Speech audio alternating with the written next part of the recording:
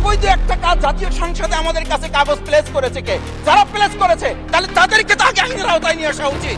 জাতীয় সংসদের ইতিহাসে এমন কাঁপন ধরানো ভাষণ হয়তো আর কখনোই কেউ শোনেনি। যে সংসদকে মনে করা হচ্ছিল কেবলই একটি নীরব দর্শক সারি, সেখানেই ঘটে গেল এক অভাবনীয় রাজনৈতিক ভূমিকম্প। অতীতের সব রেকর্ড যেন নিমিষেই ভেঙে চুরমার হয়ে গেল।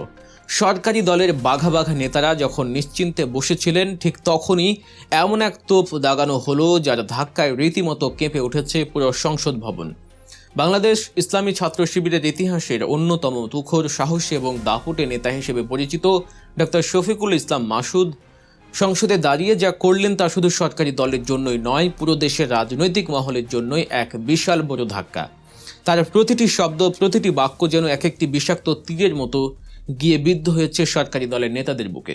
পরিস্থিতি এমন এক শ্বাসরুদ্ধকর আর নাটকীয় পর্যায়ে পৌঁছেছিল যে খোদ বর্তমান সরকারের বড় বড় কর্তা ব্যক্তিরাও যেন কিছুটা হতবাক হয়ে হাঁ করে তাকিয়েছিলেন মাসুদের এই ডর ভয়হীন, যুক্তি নির্ভর আর বজ্র কণ্ঠের দিকে। সংসদ অধিবেশনের সবচেয়ে বড় চমক আর আলোচনার কেন্দ্রবিন্দুতে ছিল ৭২-এর সংবিধান নিয়ে ডাক্তার মাসুদের সেই অকাট্য যুক্তি আর ইতিহাস কাঁপানো বিশ্লেষণ।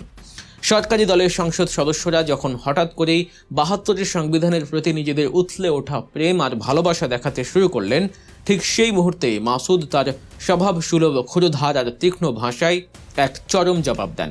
তিনি সরাসরি সরকারি দলের চোখের দিকে চোখ রেখে আঙুল উঁচিয়ে চ্যালেঞ্জ ছুড়ে দিয়ে বলেন, আজ আপনারা যে সংবিধানের মায়ায় আচ্ছন্ন হয়ে আছেন, যে সংবিধানের প্রেমে গদগদ হয়ে পড়েছেন, যে সংবিধানকে এত ভালোবাসার কথা বলছেন, এই সংবিধান অনুযায়ী তো আপনাদের আজ এই সংসদে থাকারই কথা নয়। অত্যন্ত সাহসিকতার সাথে তিনি পুরো জাতিকে স্মরণ করিয়ে দেন এই তথাকথিত সংবিধান অনুযায়ী এখন প্রধানমন্ত্রী তারেক রহমানের লন্ডনে নির্বাসিত থাকার কথা, আর বর্তমানে স্বরাষ্ট্রমন্ত্রী থাকার কথা ভারতের মেঘালয়ের শিলংয়ে। মাসুদ এখানেই থেমে যাননি, তার কণ্ঠের তেজ যেন বেড়েই চলছিল। তিনি পুরো জাতিকে চোখের সামনে ভাসিয়ে তোলেন বিগত স্বৈরাচারী আমলের সেই ভয়াবহ, অন্ধকার আর রক্তক্ষয়ী দিনগুলোর কথা। পতন হওয়া স্বৈরাচার শেখ হাসিনার জুলুম, নির্যাতন আর আয়নাঘরের ভয়াল স্মৃতির কথা। অত্যন্ত ক্ষোভ আর বেদনার সাথে তিনি হুঙ্কার দিয়ে বলেন, এই তথাকথিত সংবিধান চরম বিপদের দিনে, ঘোর অমানিসার দিনে দেশের কোনো সাধারণ মানুষকে বাঁচাতে পারেনি, কাউকে নয়। এই সংবিধান সাবেক প্রধানমন্ত্রী বেগম খালেদা জিয়াকে বালু ট্রাকের সেই অবরুদ্ধ বেষ্টনী থেকে মুক্ত করতে পারেনি। দিনের পর দিন, বছরের পর বছর তাকে বন্দি করে রাখা হয়েছিল, কিন্তু এই সংবিধান কোনো কাজেই আসেনি। তিনি নিজের জীবনের চরম মর্মান্তিক উদাহরণ টেনে বলেন, আমি নিজে ৩৫০টি মিথ্যা মামলার ঘানি টেনেছি, ৪.৫ বছর অন্ধকার জেলের প্রকোষ্ঠে আয়নাঘরের মতো জায়গায় কাটিয়েছি, ডিজিএফআইয়ের দ্বারা গুমের শিকার হয়েছি। কই, এই সংবিধান তো আমাকে রক্ষা করতে পারেনি, বেগম খালেদা জিয়াকেও রক্ষা করতে পারেনি। তার এই সুস্পষ্ট এবং ভয়ঙ্কর অভিযোগের তীর ছিল সরাসরি পতিত স্বৈরাচার শেখ হাসিনার দিকে। শেখ হাসিনা কিভাবে এই সংবিধানকে নিজের ব্যক্তিগত হাতিয়ার হিসেবে ব্যবহার করে দেশের মানুষের উপর অমানবিক জুলুম চালিয়েছেন, গুম খুনে রাজত্ব কায়েম করেছেন, তার প্রতিটি হিসাব মাসুদ কড়াই গণ্ডায় সংসদে বসে তুলে ধরেছেন। দর্শক, রাজনীতির অঙ্গনের এমন সব চাঞ্চল্যকর খবর, গভীর বিশ্লেষণ এবং ভেতরের অজানা তথ্য সবার আগে নির্ভুলভাবে জানতে গল্প নিউজ চ্যানেলটি এখনই সাবস্ক্রাইব করুন এবং আমাদের সাথেই থাকুন। ডক্টর মাসুদের বক্তব্যের ধার যত বাড়ছিল, সংসদের উত্তাপও যেন ঠিক ততই জ্যামিতিক হারে বাড়ছিল। এরপরই তিনি বর্তমান সরকারের সবচেয়ে স্পর্শকাতর জায়গায় চরম আঘাতটি করেন। তিনি সরাসরি অভিযোগ তোলেন, আজ বর্তমান সরকারের জুলাই গণ অভ্যুত্থানের সেই ছাত্র জনতা রক্তস্নাত সনদ এবং গণভোটের দাবিকে সম্পূর্ণ অস্বীকার করে, পাশ কাটিয়ে অত্যন্ত সুকৌশলে সেই পতিত স্বৈরাচারের পুরনো পথেই আবার হাঁটতে শুরু করেছে। সরকারের বিরুদ্ধে তার অভিযোগ, তারা আবারও সেই ভয়াল আয়নাঘর, গুম আর খুনের রাজনীতিকে ফিরিয়ে আনার পাঁয়তারা করছে। বক্তব্যের একেবারে চূড়ান্ত পর্যায়ে বা ক্লাইম্যাক্সে এসে মাসুদ যে মোক্ষম অস্ত্রটি ব্যবহার করেন তা পুরো সংসদকে রীতিমতো বাকরুদ্ধ করে দেয়। তিনি অত্যন্ত বীর দর্পে স্মরণ করিয়ে দেন যে বেগম খালেদা জিয়া নিজে একসময় বলেছিলেন, এই বাকশালী সংবিধান তিনি ছুঁড়ে ফেলে দেবেন যদি কখনো সুযোগ পান বা ক্ষমতায় যান। অথচ কি দুর্ভাগ্যজনক বিষয়, আজ তার ছেলে তারেক রহমানের নেতৃত্বাধীন দলই সেই একই সংবিধানের প্রতি চরম মায়া দেখাচ্ছে। মাসুদের এই তীক্ষ্ণ এবং অপ্রিয় সত্য কথার তোপে সংসদের সামনে সারিতে বসা সালাউদ্দিন আহমেদকেও রীতিমতো বিচলিত এবং অস্বস্তিতে ভুগতে দেখা যায়। মাসুদের এই বক্তৃতার ঝাঁজ এতটাই কড়া ছিল যে পরিস্থিতি আর সামলাতে না পেরে শেষমেশ স্পিকার বাধ্য হয়ে তার মাইক অফ করে দেন।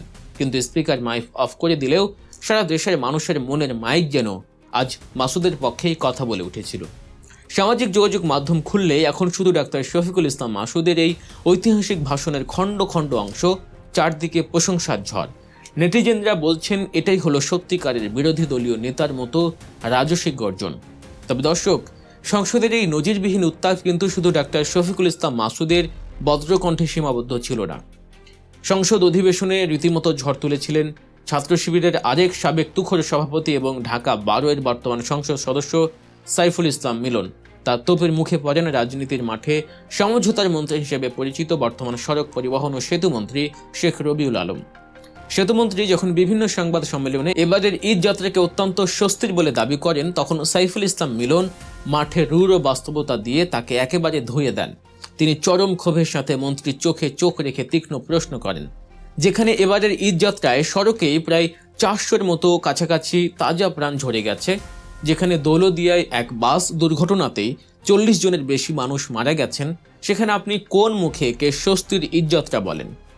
আর ঠিক কতজন মানুষ মরলে আপনার অস্বস্তি লাগবে মাননীয় মন্ত্রী? এই তীব্র বাক্যবাণের পরই তিনি সংসদে দাঁড়িয়ে সরাসরি সেতু মন্ত্রীর পদত্যাগ দাবি করেন। অন্যদিকে চট্টগ্রামের মাটি থেকে উঠে আসা আরেক বর্ষিয়ান ও তুখোর নেতা শাহজাহান চৌধুরীও সংসদে রীতিমতো বোমা ফাটিয়েছেন। তিনি সরাসরি বর্তমান মন্ত্রিসভার অভ্যন্তরীণ সমন্বয়হীনতা এবং চরম বিশৃঙ্খলাকে টার্গেট করেন। শাহজাহান চৌধুরী অত্যন্ত স্পষ্টভাবে আঙুল তুলে বলেন, স্বরাষ্ট্রমন্ত্রী সালাউদ্দিন আহমেদ এবং আইনমন্ত্রী আসাদুজ্জামান একই বিষয়ে, বিশেষ করে গণভোট বা রেফারেন্ডাম ইস্যুতে এক এক সময় এক এক রকম এবং পরস্পর বিরোধী বক্তব্য দিয়ে গোটা জাতিকে বিভ্রান্ত করছে। তিনি অত্যন্ত কড়া ভাষায় স্বরাষ্ট্রমন্ত্রী সালাউদ্দিন আহমেদকে সতর্ক করে দিয়ে বলেন, সব বিষয়ে এভাবে গায়ে পড়ে নাক গলানো মোটেও ঠিক নয়। যার যে মন্ত্রণালয় এবং যে সেক্টর, তার উচিত শুধু সেই বিষয় নিয়েই কথা বলা এবং নিজ দায়িত্ব পালন করা।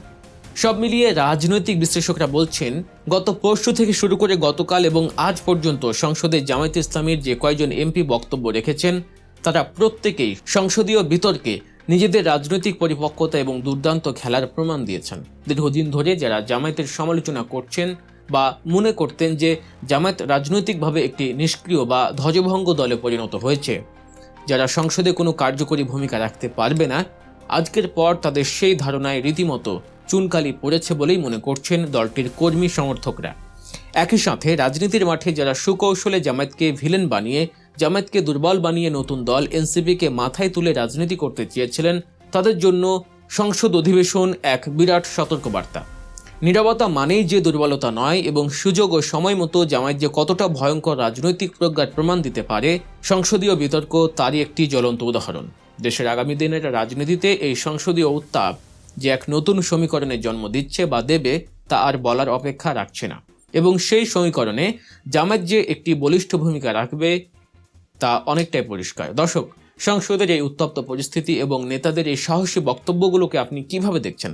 আপনার মূল্যবান মতামত অবশ্যই কমেন্ট বক্সে জানাবেন। দেশের রাজনীতির প্রতি মুহূর্তের আপডেট এবং বিশ্লেষণের জন্য গল্প নিউজ চ্যানেলটি সাবস্ক্রাইব করুন এবং বেল আইকনে ক্লিক করুন, যাতে কোনো খবরই আপনার মিস না হয়। এতক্ষণ ধরে আমাদের সাথে থাকার জন্য আপনাকে অসংখ্য ধন্যবাদ।